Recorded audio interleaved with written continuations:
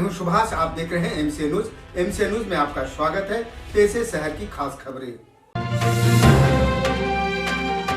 शहर में corona virus का नया वेरिएंट ओमिक्रॉन महामारी की पूरी तरह से खात्मा के लिए नगर निगम द्वारा लगातार प्रतिदिन पहल जारी है।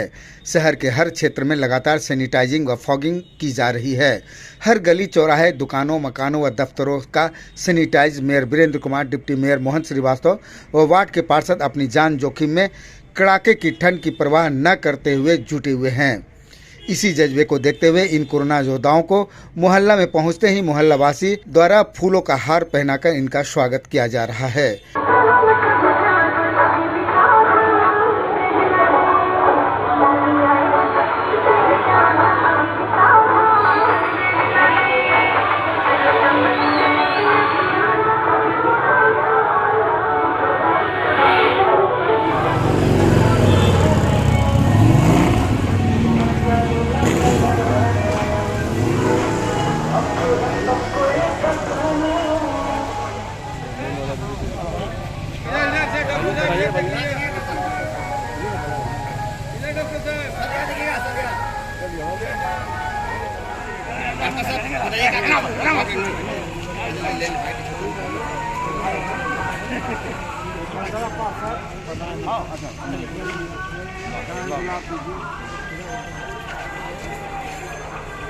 यार ये 16 नंबर 12 नंबर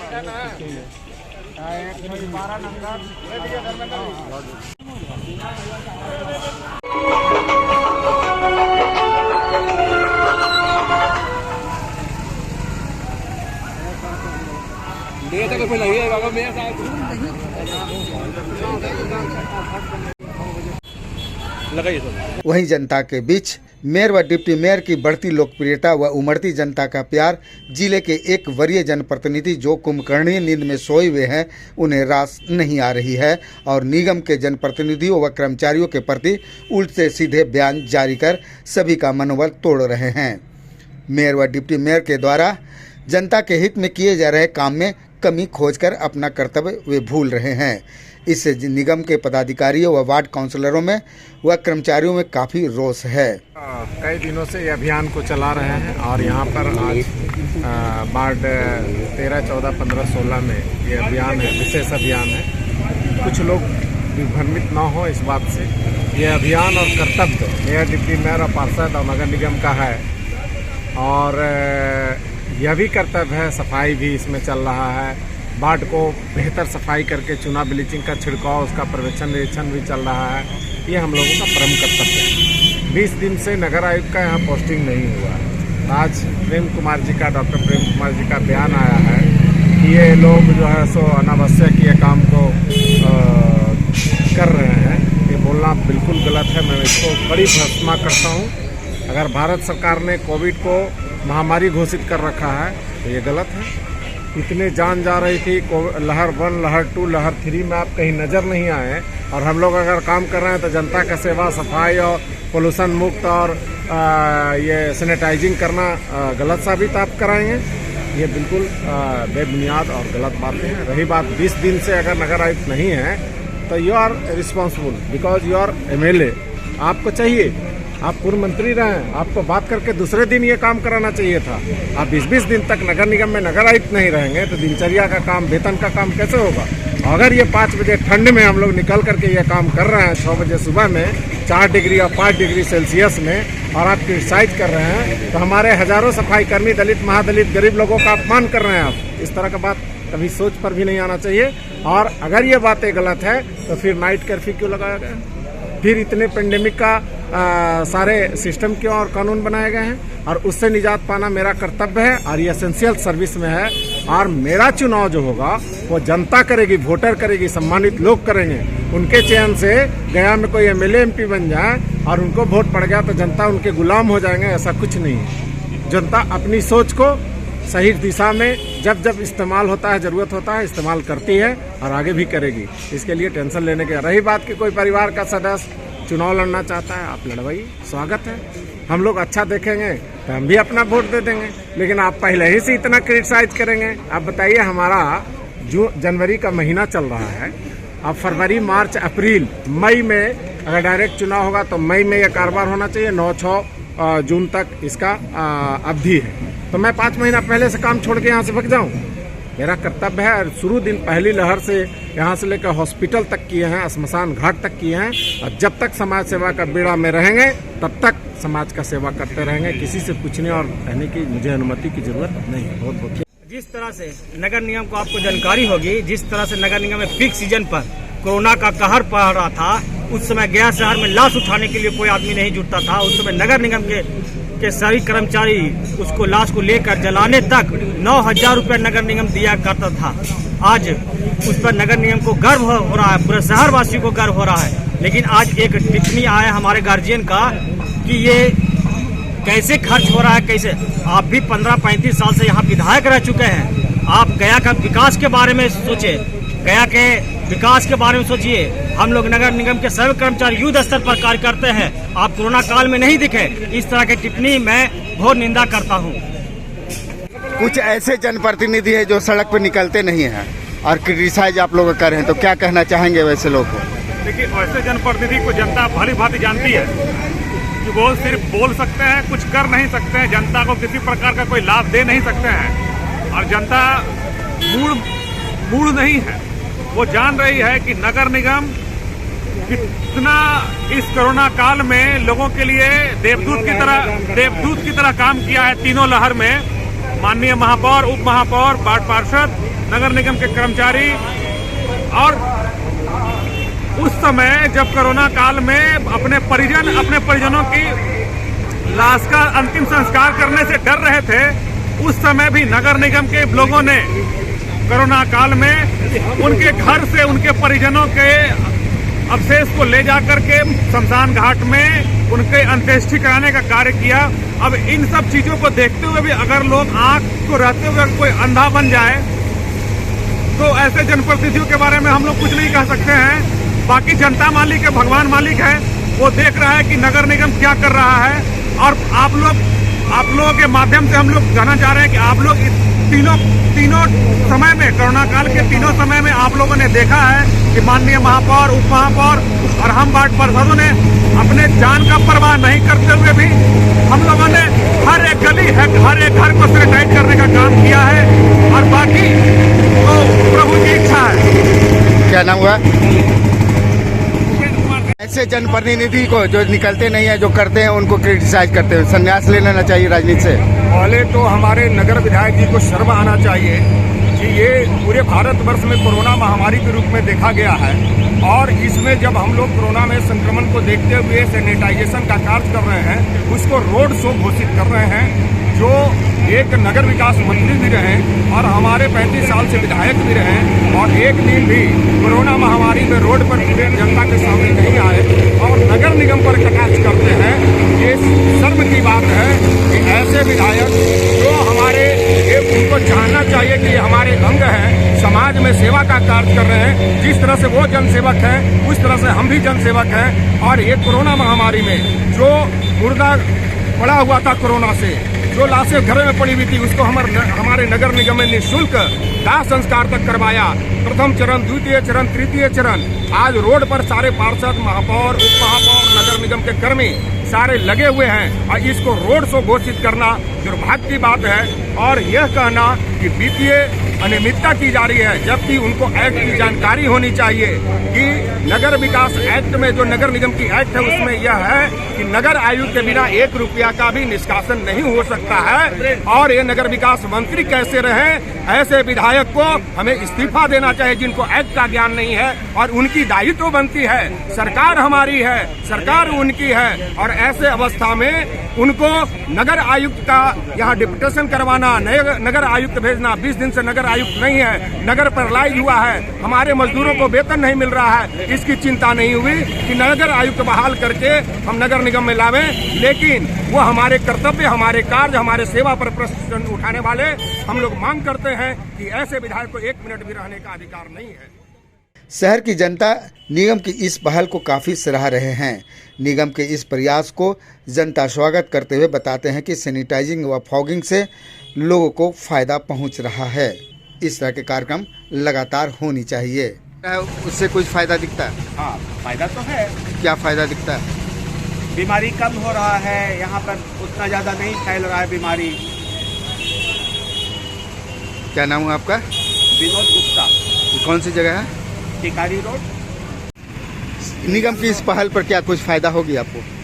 फायदा तो होगा ही, क्योंकि अभी जिस तरह से कोरोना बहुत तेजी से बढ़ रहा है दिन प्रतिदिन, हमें लगता है कि इससे कुछ तो फायदा होगा और इससे कोरोना को रोकने में मदद जरूर मिलेगी। क्या नाम हुआ आपका? मुकेश कुमार। कौन सी जगह है ये? ये वार्ड नंबर 17 टिकारी रोड है। दिख रहा है इससे? फायदा है। क्या? सैनिटाइजर से कोरोना पर रोकथाम लगेगा। क्या नाम हुआ आपका? रितेश कुमार। निगम द्वारा सैनिटाइज और फॉगिंग किया जा रहा है, इससे कुछ फायदा दिख रहा है? फायदा तो आ रहा है, अच्छी पहल है।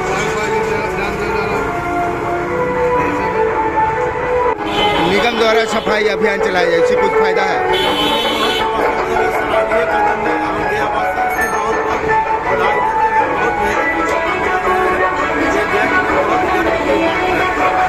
फायदा दिखता है? फायदा है?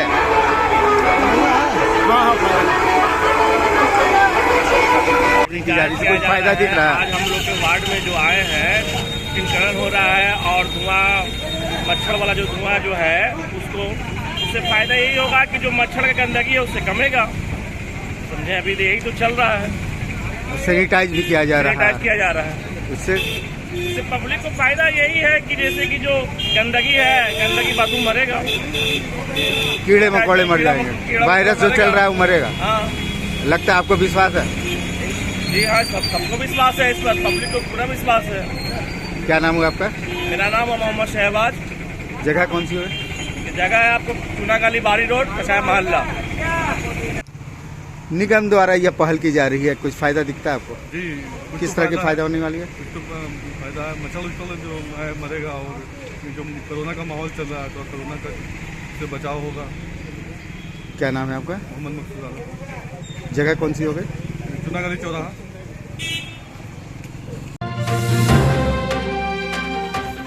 करीब 2 वर्षों से लगातार शिक्षा व स्वास्थ्य जनसेवा में जुटी स्वयंसेवी संस्था Pahal education welfare and charitable trust Giwalbigha Gaya को रजिस्ट्रेशन मिल गई है।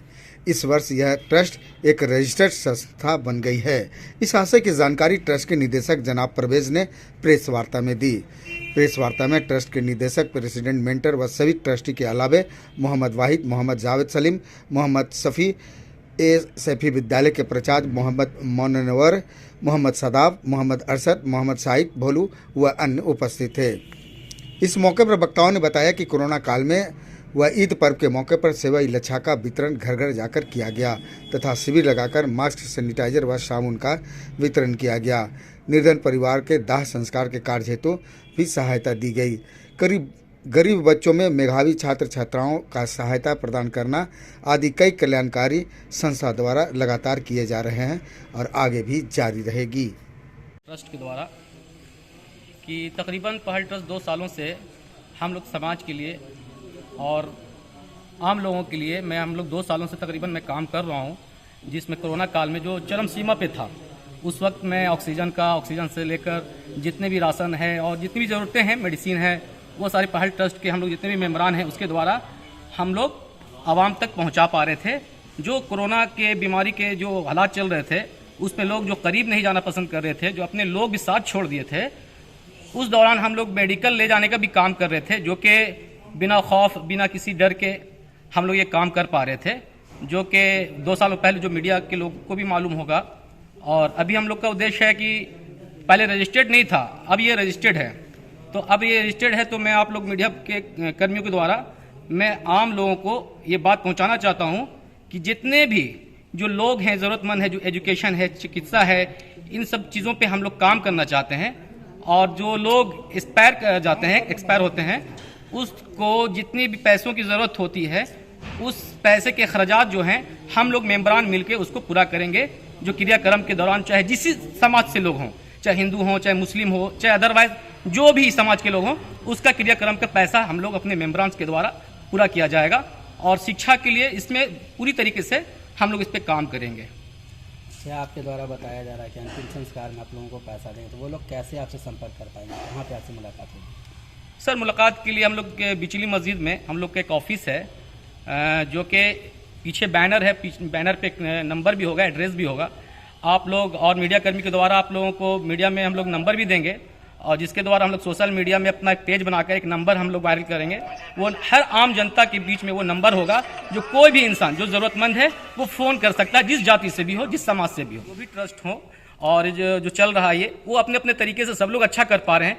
जैसे कि आप जाड़ा गुजर रहे हैं, बहुत सारे ऐसे भी ट्रस्ट हैं जो कंबल वितरण कर रहा है, बहुत सराहनीय काम है, इसको सराहना चाहिए। हम हो चाहे कोई भी हो, काम अच्छे हो रहे हैं, लोगों तक, आम लोगों तक, गरीबों तक चीज़ें पहुंच रही हैं, वो बहुत खुशी की बात है। हम लोग भी इंशाल्लाह बेहतरी करने की कोशिश करेंगे और करते आ रहे हैं। जो आज भी एजुकेशन के नाम पे शामिल तकिया मोहल्ले में फ्री ऑफ कॉस्ट एजुकेशन दे पा रही है, जो जनरल कंपटीशन की तैयारी होती है, जो गेवल बीघा से लेकर नादरगंज से लेकर किसी भी मोहल्ले के लोग, किसी भी समाज के लोग आकर शिक्षा ले सकते हैं। पहल ट्रस्ट ऑफ इंडिया के हम चेयरमैन हुए। इसका नाम ही है पहल, शुरुआत। इसका मकसद ये है कि समाज में जो बहुत ज़्यादा गरीब लोग हैं, पुअर डाउन टू अर्थ लोग हैं, उनके एजुकेशन के लिए, एजुकेशन ही नहीं कहिए, इसमें बहुत सारी चीज़ आ जाती है, समझा, नीड है, शादी ब्याह है, मरनी जीनी है, उस सब में कॉपरेशन के लिए बनाया गया है ट्रस्ट। वैसे लोग जो असहाय कहिए, असहाय रहते हैं, जिनका कोई कॉपरेशन नहीं है, ऐसे ही ट्रस्ट पहले से भी काम कर रही है। 2-2.5 साल पहले से कोरोना का भी जो वेव आया, फर्स्ट सेकंड, उसमें ये बहुत ज़्यादा ही मतलब आगे बढ़ के काम किया और आवाम जानती है इस चीज़ को।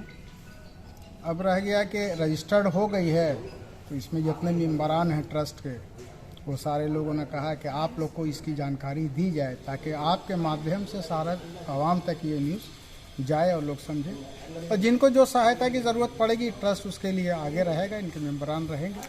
क्या हेल्पलाइन जारी करना चाहेंगे? हाँ, रहेगा। क्या नंबर है? क्या नंबर है?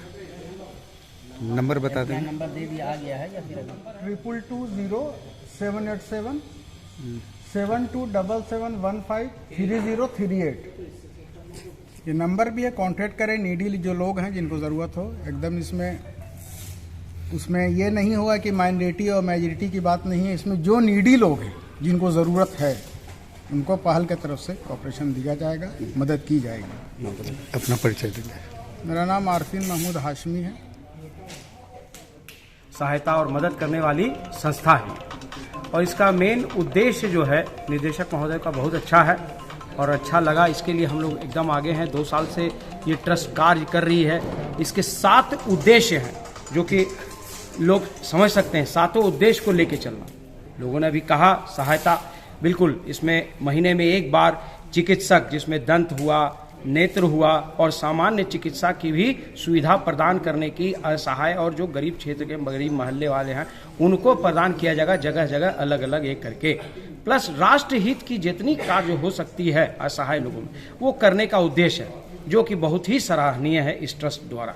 ट्रस्ट तो बहुत सारे बन जाते हैं, लेकिन इतना जो आगे आकर के करने का जो ये लेकर के चल रहे हैं, बीड़ा उठाए ये कोई नहीं है। और ये ट्रस्ट 2 साल से कार्य कर रही है। इसकी मैं तहे दिल से मैंने इन लोगों सारे लोगों की सराहना करता हूं और ऊपर वाले से प्रार्थना करता हूं कि ये और से और अच्छा से अच्छा इस गया जिला में नाम कमाए। अपना मेरा नाम आरफीन सैफी हुआ, मैं इसमें एडमिनिस्ट्रेटर के इस पर हूं और जो भी लोग हैं आप हमसे ही कर सकते हैं। 2022 की शुरुआत होते ही जो पहल का रजिस्ट्रेशन हुआ, उस पर एक इस तरह का प्रोग्राम ऑर्गेनाइज किया गया कि लोगों तक, आवाम तक ये बात पहुंचे, क्योंकि पिछले लॉकडाउन में भी देखा गया पहल ने जो पहल किया है कोरोना वाले दौर में, फ्री ऑक्सीजन पहुंचाना या जो किट देना, जो रेमेडीज़ था, इसका एक बहुत बड़ा जो है समझ लीजिए कि वो जाता है पहल के इसमें खाते में। उसी तरीके से रजिस्ट्रेशन होने के बाद ये आश्कार किया गया, आगाह किया गया कि समाज, सोसाइटी की तरक्की के लिए जो बुनियादी चीज़ होनी चाहिए, शिक्षण हुआ है ना, जो गरीब लोग हैं, जो पिछड़ जाते हैं, उनके लिए फ्री सेवा है, शिक्षण है। उसके बाद जो गवर्नमेंट का स्कीम है जिससे बहुत सारे लोग जान नहीं पाते हैं, उनकी जानकारी नहीं हो पाती है, ये पहल जो है उनको बताएगी कि आप किस तरीके से आप काम को अंजाम दीजिए, कैसे आप आगे बढ़िए। समझ लीजिए एक सीढ़ी है जहाँ बच्चों को या वो लोग जो पिछड़े हुए हैं उनको पहुंचाया जाएगा, जिससे वो ऊपर बढ़ेंगे। ये पहल का उद्देश्य है। मेरा नाम डॉक्टर शब्बीर आलम। इकट्ठे होके ये विचार विमर्श किया कि कुछ अच्छा काम किया जाए, तो इंडिविजुअल लोग उतना ज़्यादा किसी चीज़ को कर नहीं सकते, इसलिए एक ट्रस्ट बना के इसके थ्रू हम लोगों ने पिछले साल बहुत अच्छा काम किया ना। आगे भी ये प्लान है कि लोगों को इससे रिलीफ पहुंचाया जाए, है ना। मेडिकल का ये है कि जो पिछड़े हुए मोहल्ले हैं जहाँ पे गरीब लोग हैं उनके तक वीकली या मंथली एक कैंप लगा के कुछ लोगों का इलाज करवाया जाए, है ना। एजुकेशन के इसमें भी हम लोग कोशिश कर रहे हैं कि अच्छा से अच्छा काम करें।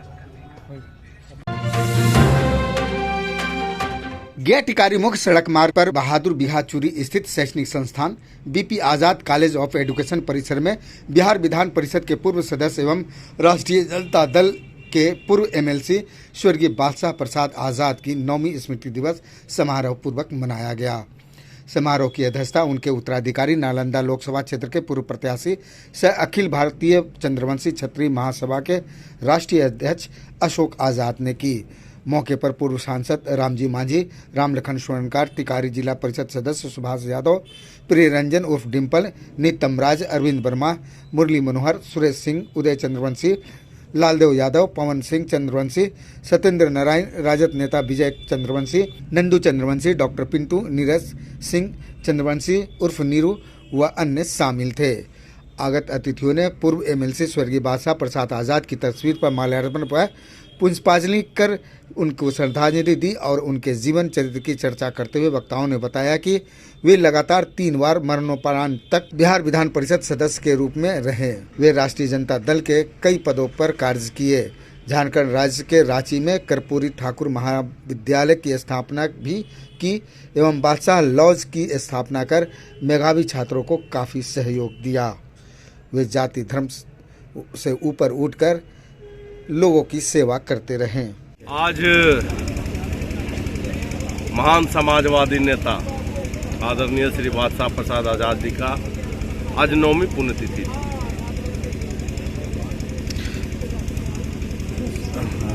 कौन कौन लोग इसमें शामिल हुए, क्या संदेश दिया गया? इसमें हमारे जिले के गणमान्य लोग जैसे पूर्व सांसद आदरणीय रामजी बाबू, जिला पार्षद हमारे सुरेश जी, पूर्व जिला पार्षद सत्येंद्र नारायण, इनके चाहने वाले पूर्व प्रमुख हमारे टिकारी वर्तमान प्रमुख, इन्हें जितने चाहने वाले लोग थे आज यहाँ मिलकर उनकी आत्मा को शांति के लिए प्रार्थना करते हैं। क्या कृति उन्होंने किया था समाज के लिए? बाबू गया जिला के सुदूर गांव रेवई से चलकर उन्होंने अपना एक मुकाम हासिल किया, जिसे कहा जा सकता है फर्श से लेकर अर्श तक का उन्होंने सफर तय किया अपने जिंदगी में। उन्होंने एकीकृत बिहार में सबसे बड़ा छात्रावास स्थापित करने का उन्हें श्रेय जाता है। वो अपने जीवन काल में RRDA के डायरेक्टर थे, झारखंड स्वयं शासित परिषद के सदस्य थे। उन्होंने लगातार अपने जीते जिंदगी तक बिहार विधान परिषद के सदस्य रहे और विरोधी दल के मुख्य सचेतक रहे। व्यक्तित्व तो अभी हमको लगता है कोई आदमी ये नहीं है जो व्यक्तित्व के आदमी थे बादशाह बाबू, उस व्यक्तित्व का आदमी शायद मिलता है। उनके कर्म जो था उससे हम लोग को सबक लेना चाहिए। जिस तरह का कर्म करते थे हम सभी को उस कर्म पर विश्वास करना चाहिए और उस कर्म के हम लोग का अनुसरण करना चाहिए। सुरेश प्रसाद यादव, जिला पार्षद क्षेत्र संख्या 4 से बोल रहे हैं। हमको ये कहना है कि बादशाह बाबू के बारे में जितने लोगों ने जो प्रशंसा किया है, हम तो उनको यही देखें कि भूंजिया रोटी साथे साथे रखते थे। जब भी कोई भी चुनाव में जाते थे तो भूंजिया रोटी साथे रखते थे और कोई लंद फंद खाना नहीं खाते थे, कोई होटल के खाना नहीं खाते थे। उनकी ये व्यक्तित्व था, ये चरित्र था। वो गरीब का बेटा थे और गरीब से मैंने झोपड़ी से और महल तक के वो पहुँचे हैं। इसके लिए उनको हम लोग श्रद्धांजलि देते हैं। शराब तस्कर शराब की तस्करी के लिए नायाब व अनूठे तरीके लगातार अपना रहे हैं, लेकिन आबकारी विभाग की नज़रों से नहीं बच पा रहे हैं। इसी कड़ी में एम्बुलेंस गाड़ी से रांची से पटना ले जाई जा रही 100 कार्टन विदेशी शराब की बड़ी खेप को आबकारी विभाग ने गुप्त सूचना के आधार पर शहर के पहाड़पुर गेट नंबर 5 के पास से बरामद की गई है। साथ ही एक मारुति वाहन से करीब 15 कार्टून शराब भी बरामद किया गया है। उत्पाद विभाग के कमिश्नर ओम प्रकाश कुमार ने बताया कि एम्बुलेंस का ड्राइवर भागने में सफल रहा, लेकिन मारुति वाहन से 2 लोगों को गिरफ्तार किया गया है। गुप्त सूचना के आधार पर आज 12 साढ़े 12 बजे पहाड़पुर गेट नंबर 5 के पास एक एम्बुलेंस और वहीं पे एक मारुति वैन जो शराब से लदी हुई थी वो पकड़ा गया। एम्बुलेंस में लगभग 100 कार्टून शराब है और ये मारुति वैन है, उसमें करीब 15 कार्टून शराब बरामद की गई है। ये एम्बुलेंस जो है सरकारी है सर की? उसकी पड़ताल अभी की जा रही है, लेकिन नंबर है उसका यूपी का। ये जांच के बाद पता चलेगा। तो क्या विदेशी शराब था कि? विदेशी शराब। कितने लोग की गिरफ्तारी की गई है? इस दोनों कांडों में 2 लोग की गिरफ्तारी की गई है। एम्बुलेंस के चालक भागने में सफल हुए, लेकिन ये मारुति वैन से 2 गिरफ्तारी की गई है। दोनों रांची के रहने वाले हैं और उनके द्वारा बताया गया कि ये जो कंसाइनमेंट था ये पटना लेकर जा रहे थे। कहाँ से लाया जा रहा था? रांची से। रांची से। तो FIR वगैरह? हाँ, FIR करके जेल भेजने की कार्रवाई की जाएगी।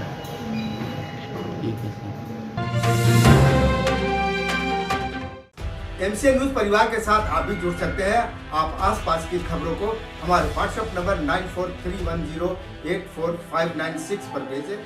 खबरें हैं तो दिखेगी। आज बस इतना ही। MCN न्यूज के साथ बने रहें। नमस्कार।